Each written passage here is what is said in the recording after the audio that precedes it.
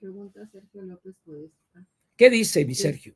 Que si ya das por que triunfe Morena, que si ya estás en que triunfe Morena. No, no es que yo dé. Que si ya das por, Así es. Voy a, Sergio. O sea, ¿usted ya le da el triunfo a Morena? No, el triunfo lo dan los ciudadanos, no Ángel Verdugo. Pero ahí te va, Sergio. Imaginemos que tú y yo tenemos un pariente. Estamos los dos, somos primos o hermanos, lo que sea.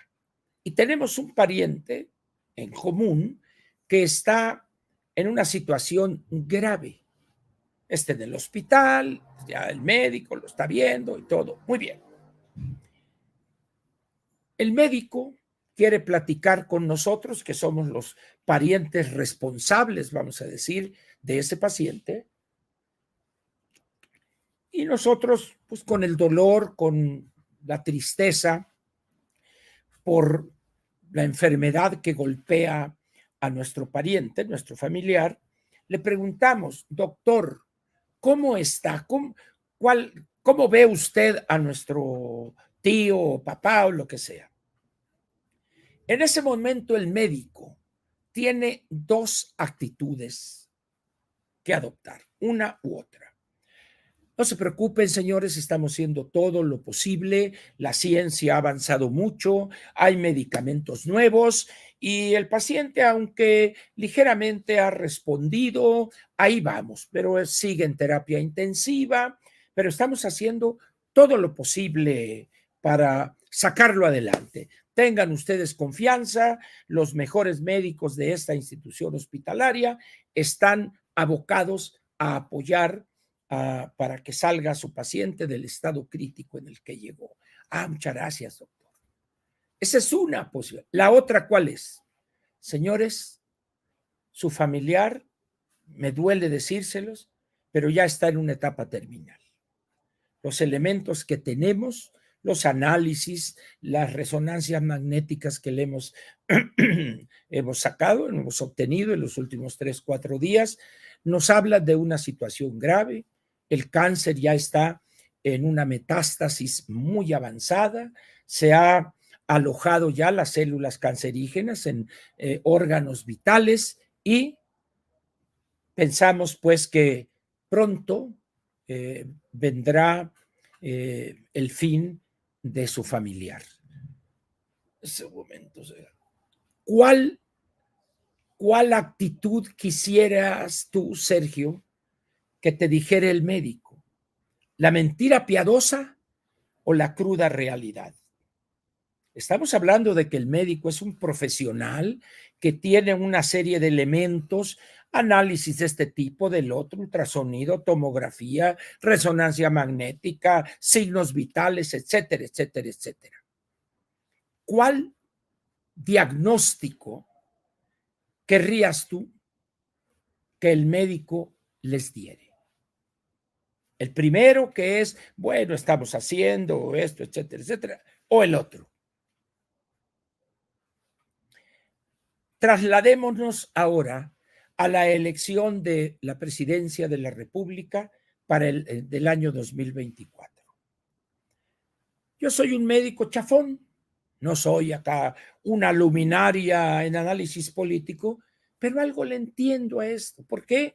Pues porque he participado en campañas, he estudiado algunos elementos del marketing político, de análisis de contenido, elaboración de propuestas en lo económico, lo político, etcétera. Es decir, de alguna manera no soy la luminaria médica, pero algo le entiendo a este asunto.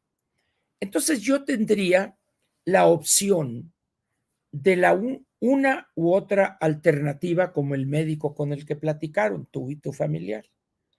Yo prefiero decir la segunda opción. Con los elementos que tengo a la mano, frente a mí, afirmo indubitablemente que la oposición será derrotada en la presidencia de la República el 2024. Ahora bien, eso no quiere decir que yo no voy a votar por la ingeniera. Eso es otra cosa. Aquí estamos hablando de la opinión que me he formado con base en los elementos que tengo. Ya lo dije y lo repito. Pero eso, repito, no quiere decir que no voy a votar por la ingeniera. Vayamos a la parte médica.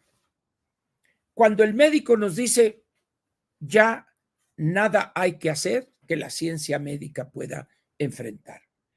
Eso no quiere decir que el médico va a festinar que ese pariente de ustedes va a fallecer. Nos está diciendo la cruda realidad. Y es muy posible que el médico incluso asista cuando vea, se dé el funeral o algo así. Sí, pero no se va a alegrar del fallecimiento. No, ¿por qué? Porque para un médico, por más duro que tenga el corazón, la muerte de uno de sus pacientes es dolorosa. ¿Ustedes piensan que yo estoy alegre por lo que digo?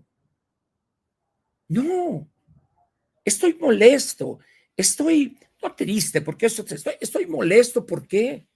Porque veo que muchas cosas se están haciendo mal y lo digo. Y esperaría yo, al menos ese es el objetivo cuando digo las cosas, que los que me escuchan entiendan que esas cosas que señalo son ciertas, duras, crudas, pero son ciertas. Y en vez de hacer un esfuerzo para entender eso, se me lanzan. Es como si el médico les dice a ustedes eso y le empiezan a mentar la madre al médico. No, así no funciona la ciencia o el análisis político. Por supuesto que me molesta, me duele, pero tengo que ser objetivo. Si estoy en un espacio público, estoy obligado a actuar con ética, decir lo que considero es mi verdad. No estoy diciendo que todo el mundo tiene que creer, aceptar ciegamente lo que digo, de ninguna manera. Al contrario, lo que les pido es piensen, analicen, concluyan. Entonces, eso pienso, repito, Sergio, en la elección presidencial. Pero resulta que va a haber 9 elecciones para gobernantes estatales, 8 gobernadores en el sentido clásico constitucional y el jefe de gobierno de la Ciudad de México. Son 9 elecciones. Se va a elegir a 300 diputados federales y de acuerdo con las reglas constitucionales de las 5 circunscripciones, se van a elegir a 200 diputados de representación proporcional para que sean los 500. Se va a elegir a 64 senadores, más 32 de la primera minoría, los que queden en segundo lugar, más otros 32 de lo que se llama lista nacional, que completa los 128. Entonces, yo lo que estoy diciendo es allá es lo que pienso, ahorita se va a perder, pero en las otras podemos ganar y digo cómo, dónde, cómo, etcétera. Y miren, yo empecé a decir, y a ti te consta, Sergio, desde hace varios meses que la prioridad era el Congreso. Di varias pláticas en estos meses y ahí están las presentaciones. Los que asistieron a esas pláticas, a esas conferencias, deben recordar que yo incluso elaboré 3 o 4 escenarios diferentes. Si pasa esto, se tendría esto. Bueno, la más reciente en Monterrey, en una conferencia que di entre integrantes de la Canadevi, ahí lo planteé en Monterrey. Es decir, no estoy hablando nomás de que se me ocurrió eso. En ese entonces nadie mencionaba eso. Ahorita, meses después, me da mucho gusto que ya los grandes entre los grandes ya dicen eso. Leo Zuckerman, Joaquín López Dóriga y otros.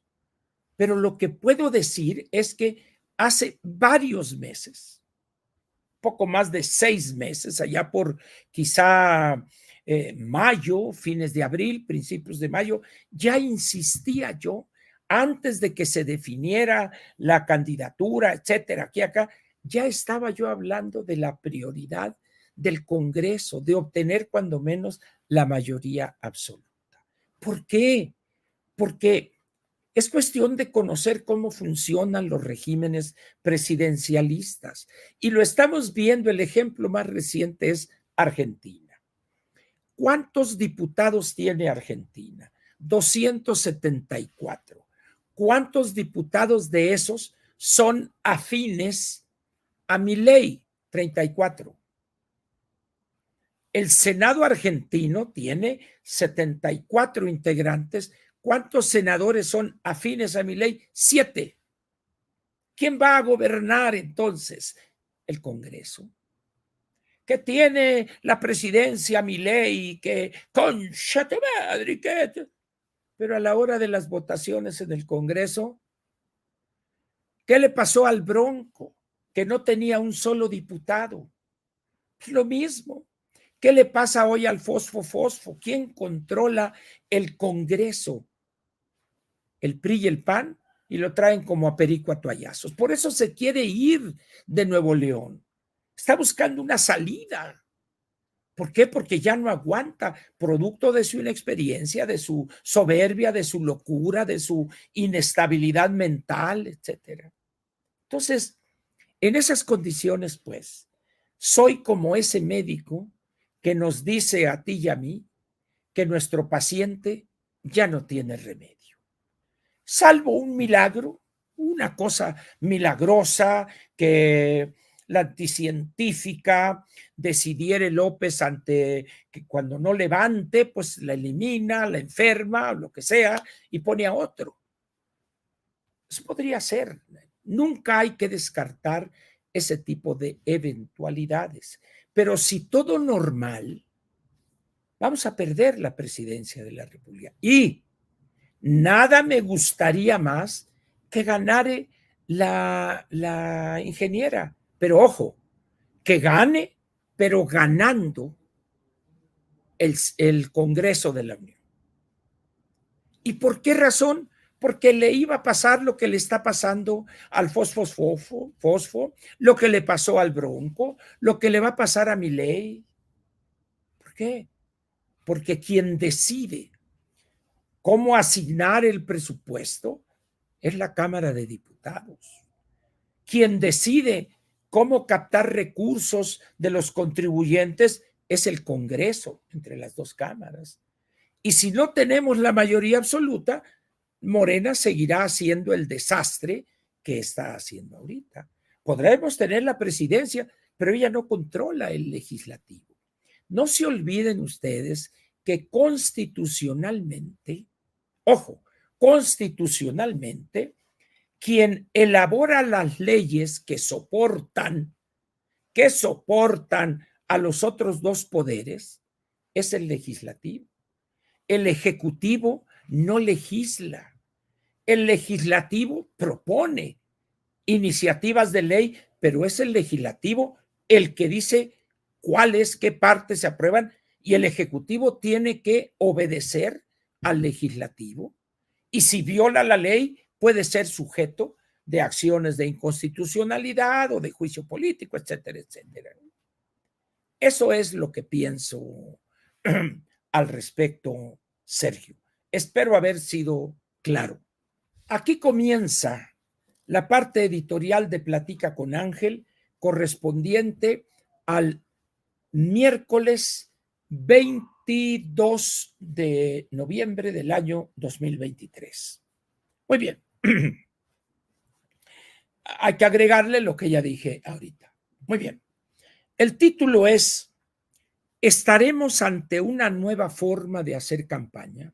Repito, estaremos hoy en este proceso, que son múltiples procesos, diputados locales, presidentes municipales, gobernantes estatales, 300 diputados de mayoría, 200 de representación proporcional, 128 senadores y el presidente de la República. Estaremos hoy ante una nueva forma de hacer campaña. Ese es el título del editorial. Vamos a intentar entrarle a ese tema. Primero, ¿por qué he decidido llamarle así a la parte editorial? Miren, una de las ventajas que tengo yo en mi vida profesional es que soy una persona, como decimos en Sonora, muy mitotero. Es decir, yo platico con mucha gente y me gusta platicar con mucha gente. Y platico con personas informadas, inteligentes, interesadas en la cosa pública. Yo no platico con gente que le gusta el fútbol y que si no, eso no. Sí, ¿qué tal? Y ahí nos vemos y vámonos. Entonces, tengo un grupo de amigos, en algunos casos desde hace muchísimos años, y tengo otros, vamos a decir, de nueva adquisición, personas brillantes en su campo, más que yo, si es que pudiera decir que yo soy brillante, pero yo digo que soy más brilloso que brillante, y les aprendo a ellos. A veces lanzo preguntas que son provocación para que ellos se explayen y yo, como una aspiradora. Y eso me permite comparar mis puntos de vista con los de ellos y tratar de llegar a una posición que podríamos llamar la correcta, la adecuada. Entonces, esto lo he hecho desde hace muchísimos años. Entonces, de alguna manera tengo una facilidad para eso, para buscar, para encontrar y platicar con personas inteligentes, pero también informadas, y que les interese la cosa pública. Porque hay muchos que son muy inteligentes, pero les gusta el fútbol, no me interesa. O que les gusta leer TV novelas y TV notas, no me interesa, ¿ya? Entonces, eso me permite tener, en la mayor parte de los casos, un punto de vista informado primero y debidamente soportado. Muy bien. Desde hace algunos meses, quizá desde principios de este año, he estado platicando con esos amigos de esto que algunos llaman la nueva era de la política mexicana. ¿Qué significa eso? Que México está llegando o ha llegado al fin de una era que algunos ubican en 1988, otros en 1968, otros en 1986-87, cuando debimos abrir la economía. Escoja usted la fecha de terminación de esa era, pero el hecho es que, de acuerdo con lo que platico con mis amigos y las cosas que leo, estamos en ese doloroso parto de una nueva era en la política mexicana. En la vida social, en la vida política de los países y las sociedades, las cosas no suceden como en el típico parto. La gestación se va dando poco a poco, proceso que ustedes conocen, que se enseña desde la primaria y la secundaria, etcétera. Y llega un momento en que la parturienta se le rompe la fuente, como se dice, y ¡paz! Al hospital, el médico recibe al niño, le da su nalgada, entran los perinatólogos inmediatamente. A partir de ese momento, a partir de ese punto donde le cortan el cordón umbilical, hay un nuevo individuo independiente completamente. No me voy a meter a la cosa que sí, desde que es el óvulo, que entre el espermatozoide, no voy a entrar en esa discusión ahorita. A partir de ese momento, ese producto, ese bebé, esa niña, ya no depende para su subsistencia del líquido, del cordón umbilical que nutre la madre a él. A partir de ese momento empieza a ser independiente, claro, tiene el pecho, si la madre es partidaria de darle pecho al niño, lo cual los médicos recomiendan que es recomendable, al menos en un periodo de 5 a 6 meses, y luego con los suplementos alimenticios, las leches y las papillas, etcétera, etcétera. Pero ahí se da el parto y la señora se va a recuperar, etcétera, si decide pronto embarazarse otra vez, punto. Pero en política las cosas son un poco diferentes. Está aquí la vieja era que está desapareciendo, que está muriendo, pero se resiste a morir.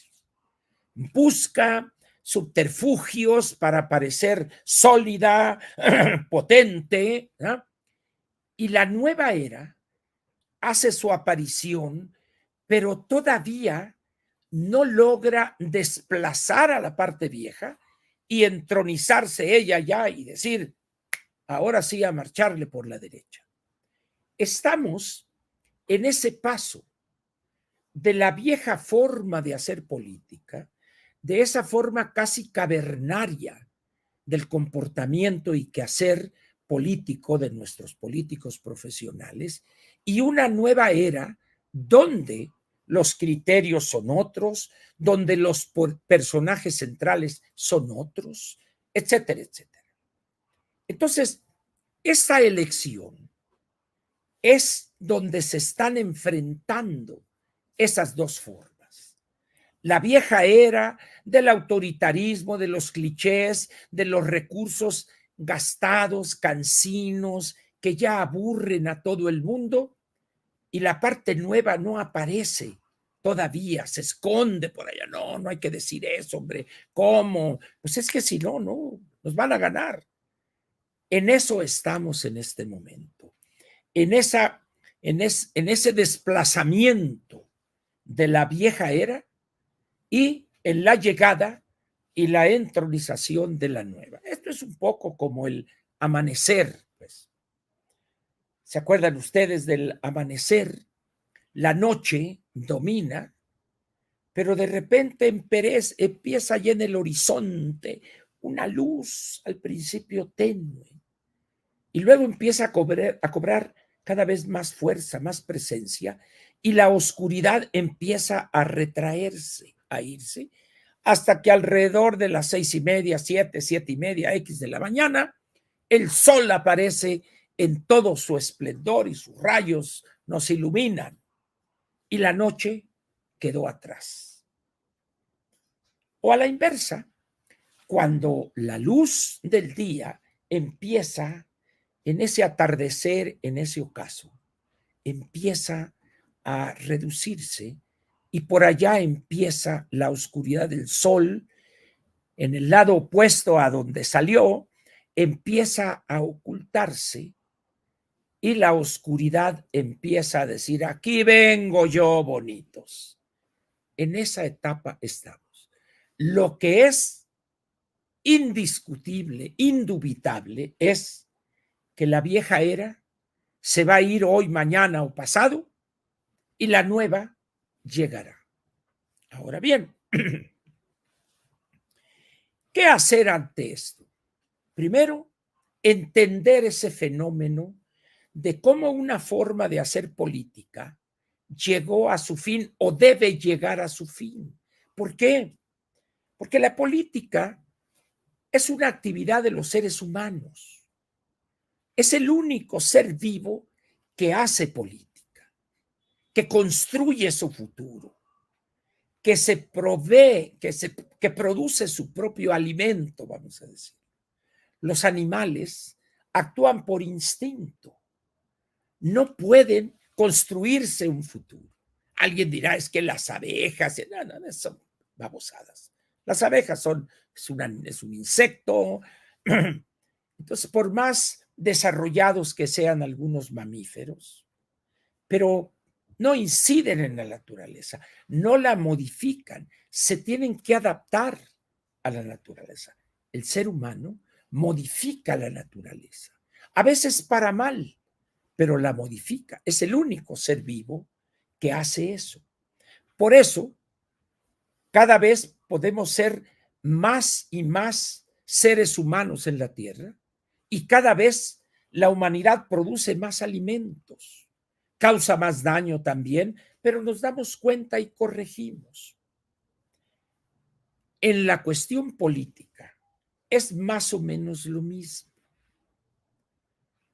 Hay personas que entienden lo que está pasando, muy pocas al principio, pero poco a poco esos pocos empiezan a convencer o a dar argumentos a otros hasta que se genera una masa crítica, lo que se llama en física una cantidad de movimiento o el momentum para hacer indetenible, vamos a decir, esa transformación. Estamos hoy en eso. Ahora bien, ¿por qué existe la oposición a ese cambio?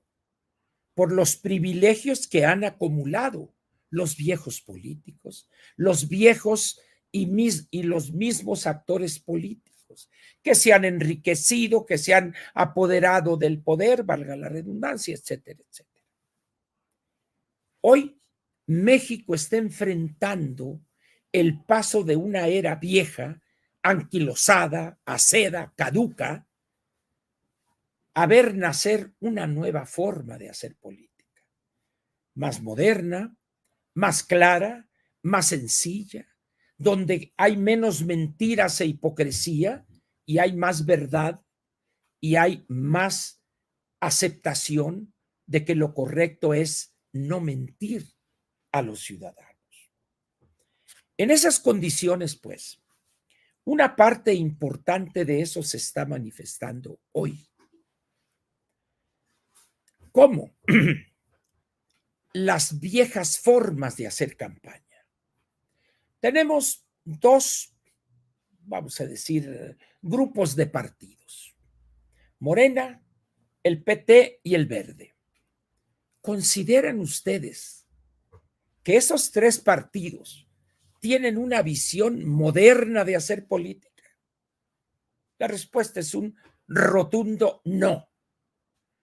Los señores no solo tienen una visión vieja, aceda, caduca, corrompida de hacer política, pero no lo reconoce porque sería suicidio político. Pero lo que sí es cierto es que se niegan a modificar lo que entienden que está cambiando. Ustedes van a convencer a Alberto Anaya que deje el Partido del Trabajo, que deje esa forma de extraer rentas públicas por cientos de millones de pesos al año, esas cosas corruptas que las guarderías o que eso es puro cuento para sacar dinero del erario. Van a convencer ustedes a tantos militantes de Morena que han vivido de la invasión de terrenos, que esto, que el otro, de la ilegalidad que el sistema ha permitido, para convertirse de la noche a la mañana en defensores del imperio de la ley. Imposible.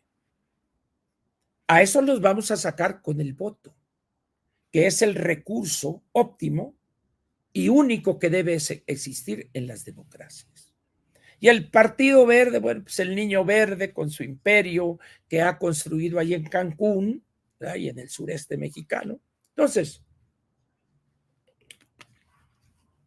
pero eso es lo mismo en la otra parte, PRI, PAN y PRD, con alguna cosa acá un poco diferente. El PAN, un partido de cuadros, no de masas. ¿Se acuerdan ustedes que decían que el PAN era el partido de la decencia, etcétera? Pero el hecho es que también es un partido anquilosado, con formas anacrónicas, vamos a decir, de organización. Pero ya el PAN también está un poco de salida, caminando a ese precipicio, pero como que no quiere salir todavía a la nueva era. Se intentó con Anaya, hubo divisiones, se pelearon y están inmersos en una serie de conflictos dentro de ese partido que a veces parecen irresolubles. que podría llevar al PAN a una situación crítica como organización política. El PRD, bueno, pues el PRD vio, como diría la canción, vio tiempos mejores. Hoy su debilidad es evidente. Prácticamente, a mí me gusta tomar ese sarcasmo de Juan Ignacio Zavala, que dice que todos los militantes del PRD caben en un elevador, y yo agrego, de los chicos.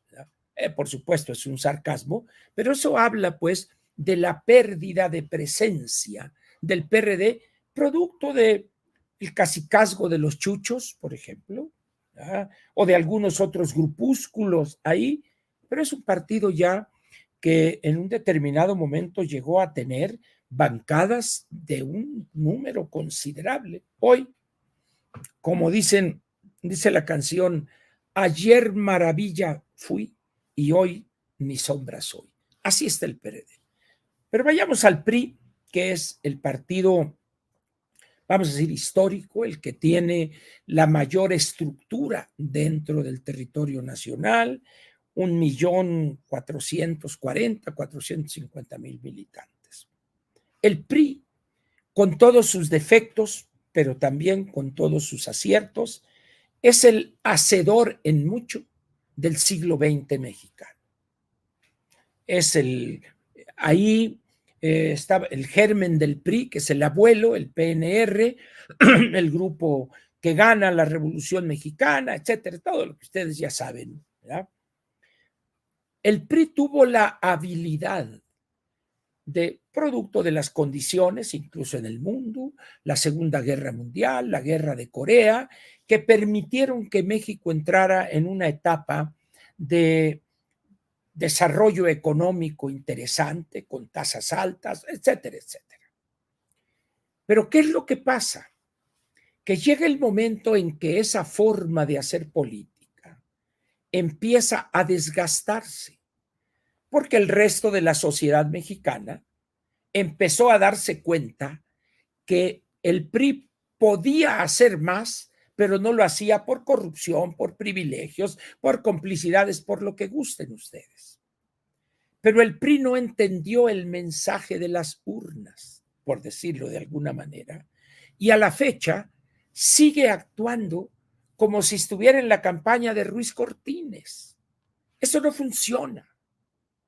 No funciona. ¿Eh? Lo curioso es no que el PRI actúe así, porque bueno, pues ya es un hábito, ya es la forma de hacer política que domina el PRI.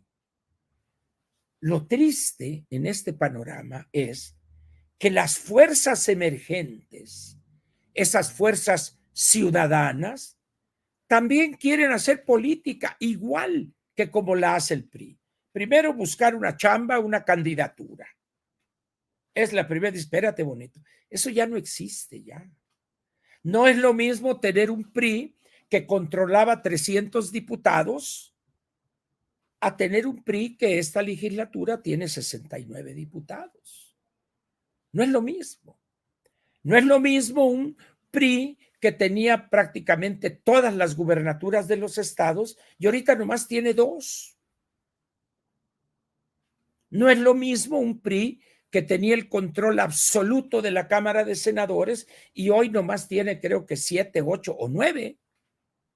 Es decir, esos cambios que son consecuencia de esa evolución políticamente hablando de la sociedad o de los electores, no ha sido cabalmente entendida y se aferran muchos priistas a conservarla, como diríamos, a estirar la liga.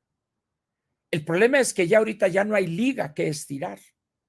Hace años que se rompió. Entonces la agarramos y hacemos ahí un nudo y se vuelve a romper y otro nudo. Ya no hay forma de ponerle otro nudo a eso. Y hoy lo que estamos viendo en las campañas de la oposición, para no meternos en el caso de la Claudia, y ese es su problema. A mí me interesa los problemas en nosotros, en la oposición. Resulta que nadie dice, señores, Esto está cambiando. Como diría Martín Urieta, no me hallo en esta forma aceda, vieja de hacer política. Y se recurre a las mismas cosas, a los mismos métodos que fueron exitosos hace 50, 60 o 70 años. Formas acedas hasta de saludarse. ¿Cómo está mi líder? ¿Cómo está mi jefe? Usted ahí, no, muy bien, y acá. Y se hace un acto y obligadamente tiene que participar uno de los burócratas de Quinta. Les traigo un saludo afectuoso de nuestro presidente nacional, el licenciado Alejandro Moreno, que me pidió que les diera a ustedes ese saludo y les deseare el mayor de los éxitos. Ah, muy bien. Ni Alito sabe que se va a celebrar ese acto y el que está hablando eso ni siquiera le avisó a Alito, pues. Pero la forma, es ese conjunto de protocolos acedos, caducos, que no van con la nueva composición demográfica en este país. Luego, miren, creo que en Jalisco, bueno, hace tiempo en este proceso, resultado de mi ingenuidad, cuando yo me afilié al PRI a buscar dar pláticas y todo, me tocó ir a un estado de la República, X. Entonces, era una sesión larga durante el día. Entonces, de repente ahí vamos a encontrar, y me dice X persona, hay que esperar, licenciado, que venga quién, la presidenta del PRI estatal. Es que ahorita está hablando por teléfono. Total que ahí perdimos, para no hacerles el cuento largo, media hora esperando a la susodicha. Y llega y veo a una mujer joven, relativamente, con ese estilo tan priista de hoy, ¿no? Con su camisa colorada, un pantalón blanco y unos tenis donde le había mandado poner en las partes externas del tenis izquierdo y derecho el escudo del PRI. Y dice uno, ¿no se dará cuenta esta señora la falta de respeto que es para su partido? Pero venía por todos lados. Es decir, esas cosas de que yo tengo que ponerme acá para que sepan que soy priista. No, señores, eso ya no funciona. Eso déjenlo para los vendedores de Pizza Hut. Eso sí, necesito porque hay mucha competencia, pero aquí no se requiere eso. Pues, sin embargo, bueno, pues así están todos. Es decir, estamos ante una situación tal donde hábitos profundamente arraigados en todos los partidos se niegan se resisten a desaparecer. Y se resisten las personas a desaparecer esos vicios o esas formas casi cavernarias, primitivas de hacer política.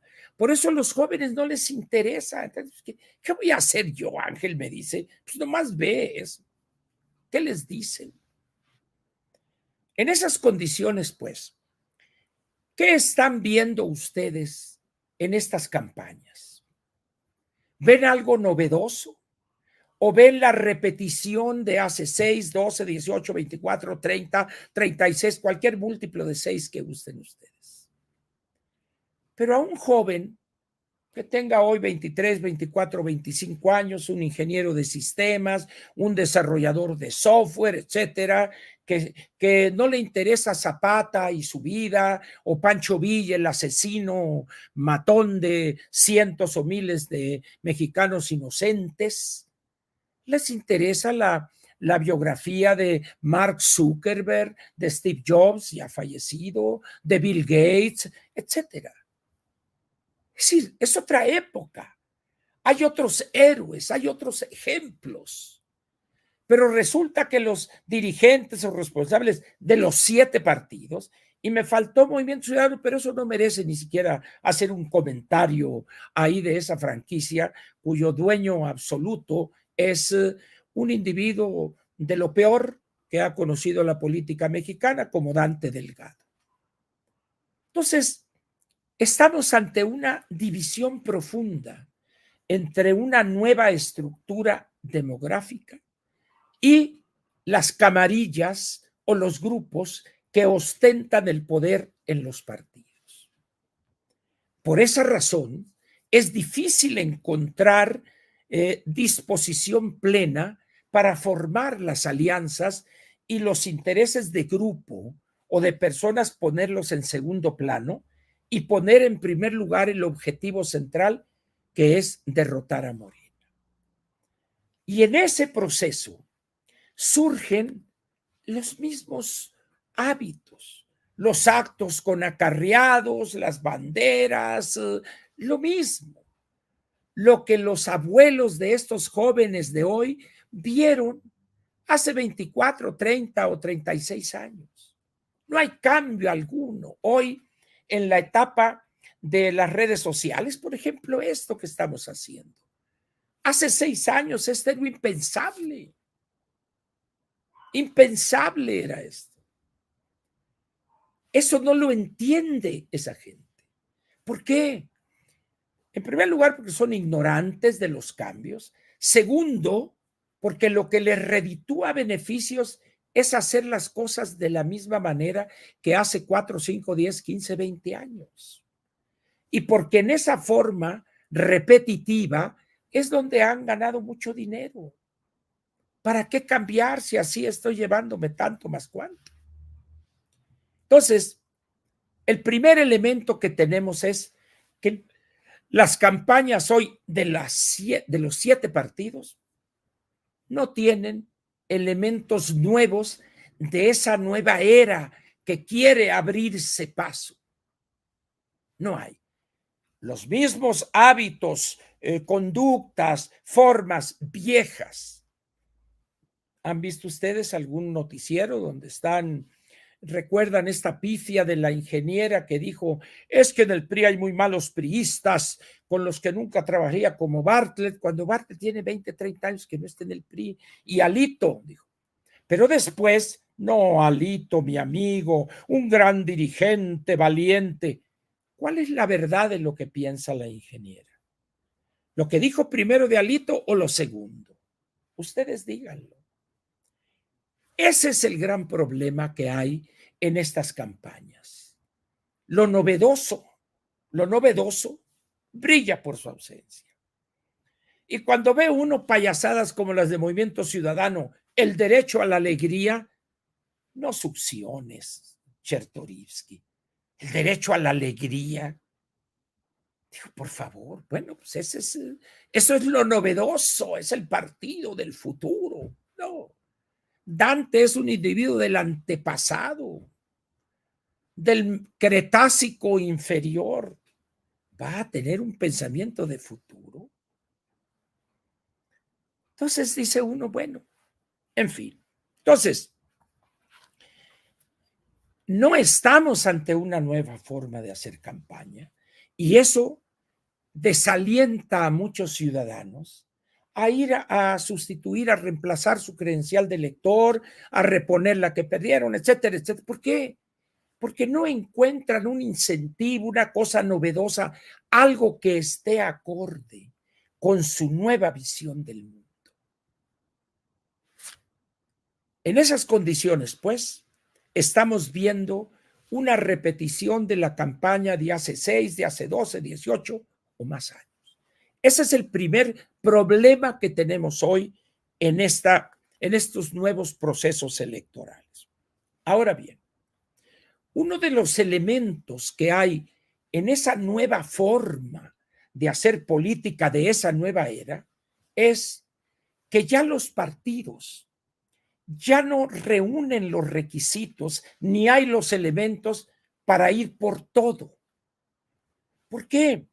Porque en algunos casos hay partidos que tienen cuadros muy calificados para ser personajes del Ejecutivo, presidente de la República, gobernadores y presidentes municipales, que son buenos para la administración, que tienen conocimientos de finanzas públicas, de política monetaria, política de gasto, etcétera, etcétera.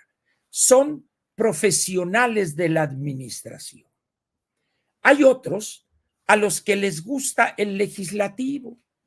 El poder legislativo es un poder que no puede y no legisla, pero se presta a ganar mucho dinero, a hacer negocios y trabajar prácticamente nada. Entonces, ya los partidos ya no pueden decir vamos por todo. Eso, como elemento definitorio, uno de tantos de la nueva era, es esa. Si ustedes recorren el espectro político europeo, van a encontrar partidos que nunca han llegado a ser primeros ministros en los sistemas parlamentarios y no les preocupa porque su preparación, su política es el parlamento, formar cuadros para legislar, para revisar la cuestión legislativa, contenidos, iniciativas, procedimientos, etcétera. A la inversa, hay partidos que lo único que les interesa es el ejecutivo para poder controlar el ejecutivo, etcétera, etcétera. Entonces, un elemento que hay que reconocer de esa nueva era que se resiste todavía o que quiere pero no la dejan aparecer es que ya no habrá partidos, ya no los hay hoy, que tengan cuadros excelentes, capaces, experimentados en las tres áreas del Estado: legislativo, ejecutivo y judicial. Y eso no lo entienden hoy las dirigencias partidarias. Ahora bien, en esas condiciones, preguntaría, ¿entiende el ciudadano esto que estamos comentando? No, ni idea tiene, pero no porque sea limitado, sino porque nadie le ha explicado ese proceso que se está dando. Porque para los partidos, el ciudadano es un mal necesario. Es un poco como los nopales. Los nopales dicen que solamente se les va a ver cuando tienen tunas. Mientras tanto, los tenemos todas espinarres, pero cuando están las tunas, entonces sí vamos por ellas. El ciudadano es algo a lo que recurren los partidos, los 7, cuando va a haber elecciones. Tienen tunas, pero terminan y otra vez nos las comemos frías. Ahí ya ve que hay señores o señoras que venden bolsitas con tunas ya peladas arriba de una barra de hielo y la tuna fresca, así. Bueno, se acaba la temporada, hacer lo mismo. Nadie los ve, nadie los atiende y ya lo mismo.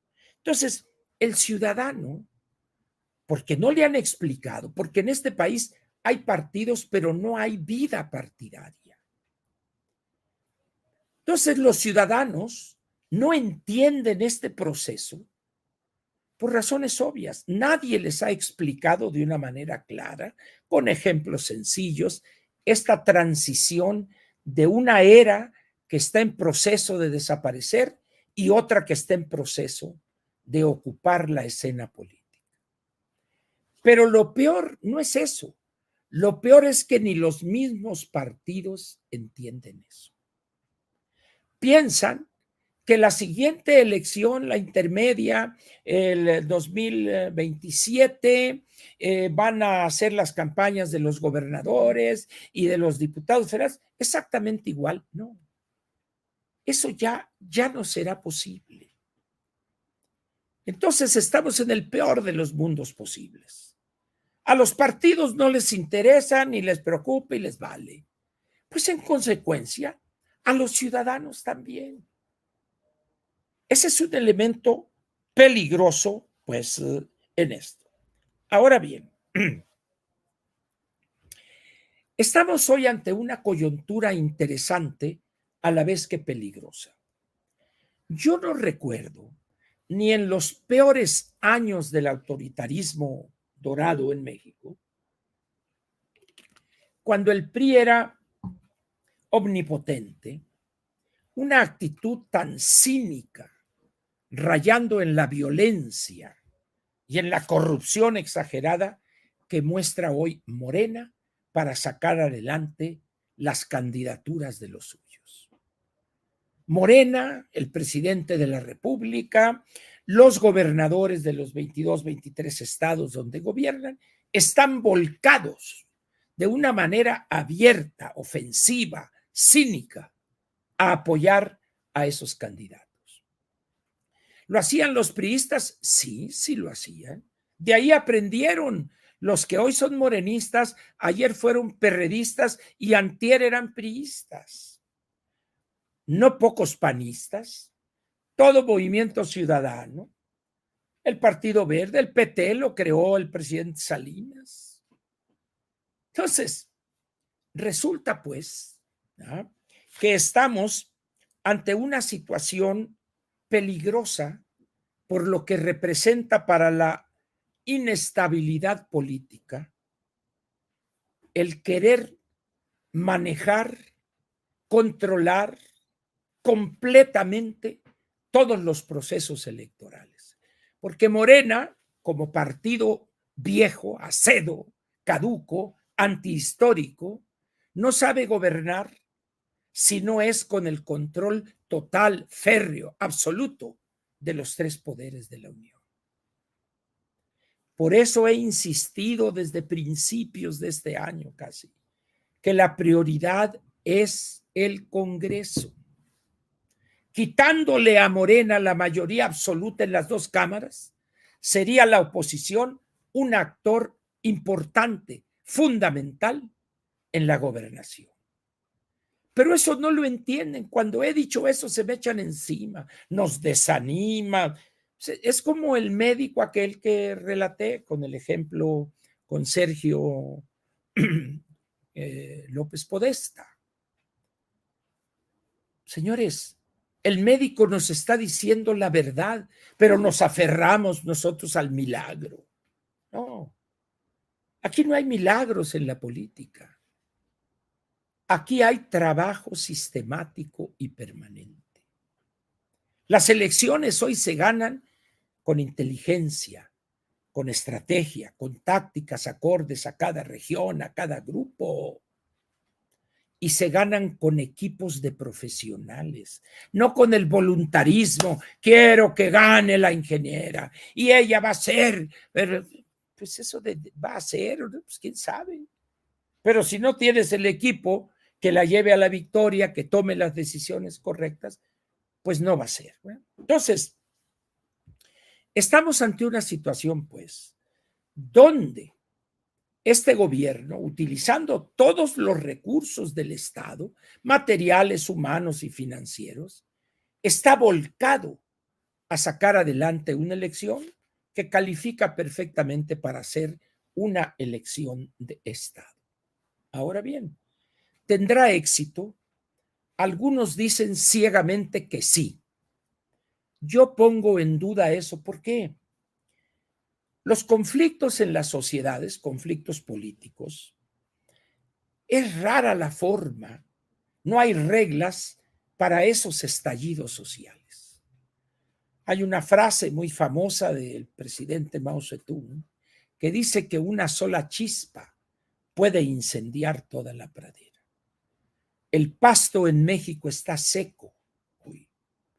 No solo porque no ha llovido, sino porque políticamente está muy seco. Cualquier bachicha, hay un personaje que allá por los años 60, discutiendo esto con algunos ciudadanos de la República Popular China, ellos dijeron, pues es que como nos enseña nuestro gran líder, una sola chispa puede incendiar toda la pradera. Entonces este personaje dijo, y como decimos aquí en México, una sola bachicha puede quemar toda la milpa, porque así hablaba con la vocecita. Así. Bueno, una sola bachicha podría incendiar hoy en México toda la milpa. Y eso nos llevaría a perder 30, 40 o quizá más años de avance que hemos logrado a la fecha. Por eso es peligroso eso. Pero los partidos no hacen lo más mínimo para explicar eso, mucho menos las candidatas. Que la Claudia no lo hace, no me interesa, pero la ingeniera, ya mejor, nada quiero decir porque luego se me echan encima. Yo creo que las cosas están en un punto tal que solamente no ve la realidad el que no la quiere ver. Y voy a dar nada más 2 ejemplos. La ingeniera decidió, no sé si hubo participación de algunos de sus asesores, de iniciar las precampañas con un acto a las 2, 3 de la mañana en un poblado de un municipio guerrerense contiguo a Acapulco, Coyuca de Benítez, y ahí con velas caminando a las 2 de la mañana. Y dice uno, pues sí, criticó que este gobierno no ha apoyado, etcétera, etcétera. Pero a ver, iniciar una campaña o precampaña que será crítica la elección del año 24 de la presidencia de la República en Guerrero, sin mencionar una palabra del papel que ha jugado en esta tragedia que es hoy Guerrero, del crimen organizado. La pregunta sería entonces, ¿a qué carajos fue? A lamentarse con la gente, sí, pobrecitos, sí, eso ya lo sabemos. Yo les recomiendo que lean, terminando esto, la bitácora en el periódico Excelsior de Pascal Beltrán del Río. Léanla, por favor. El título es sugerente, Lo que el viento no se llevó. Y ahí van a encontrar ustedes la gran tragedia de Acapulco, antes del huracán, durante el huracán y después del huracán. La ingeniera nada dijo de eso. Entonces, ¿a qué fue a Guerrero? A las 2 de la mañana. Y luego creo que al segundo día va a Ciudad Juárez.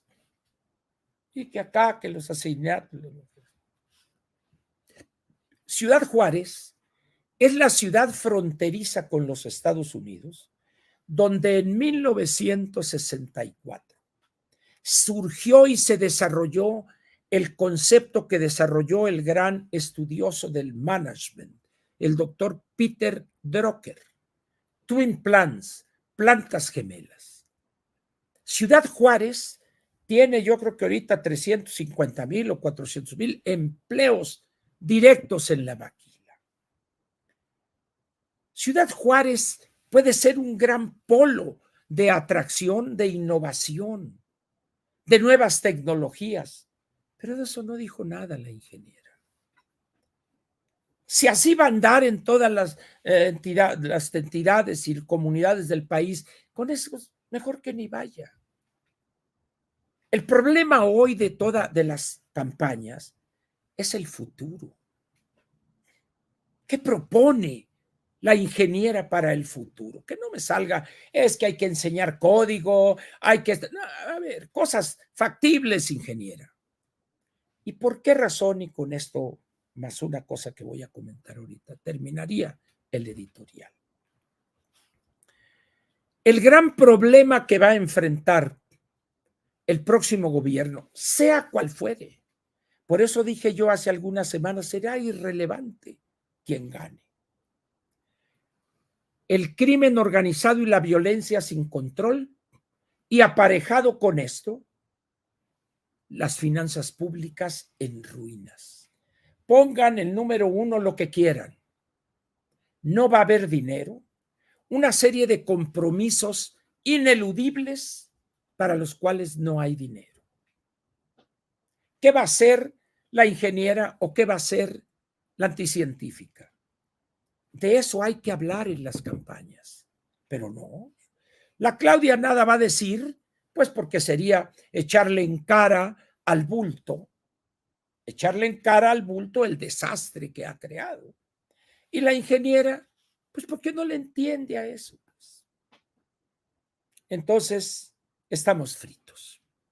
Y termino en este largo editorial reiterando mi invitación por tercera vez a que lean este brillante trabajo, artículo de 5 cuartillas del maestro Javier Treviño. 7 cuartillas, 6 cuartillas y media. Su título lo dice todo. Los equipos son más importantes que los candidatos. Y a la fecha, la ingeniera no ha mostrado su equipo. ¿Lo hay? Pues es posible, pero no se ve por parte alguna ese equipo. Aquí termina la parte editorial de Platica con Ángel, correspondiente al 22 de noviembre del año 2023.